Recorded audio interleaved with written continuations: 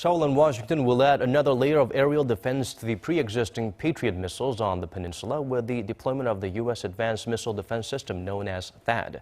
That's according to U.S. Defense Chief Ashton Carter. For more on his comments, here's Kim Hyun.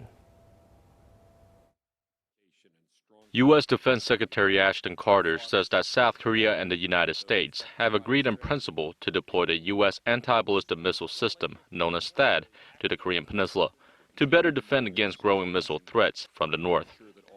Speaking at a House Armed Services Committee hearing on Tuesday, Carter said the system would protect the whole peninsula, South Korea, and guard the U.S. troop presence here against North Korea's missile threats.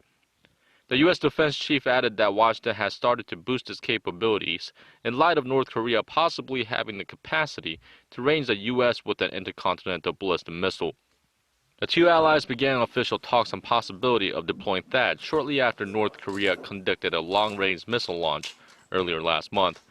China has been against the deployment as it sees the system as a threat to its security, despite repeated assurances from Washington that the system is aimed purely at deterring North Korean missile threats.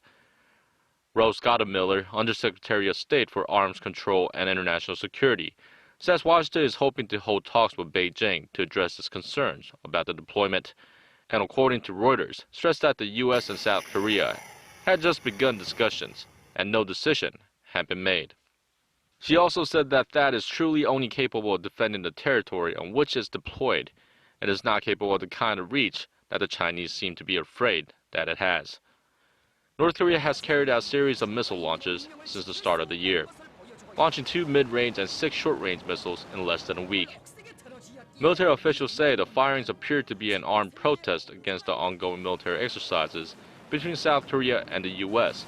that are scheduled to run through April. Kim Hyun, Arirang News.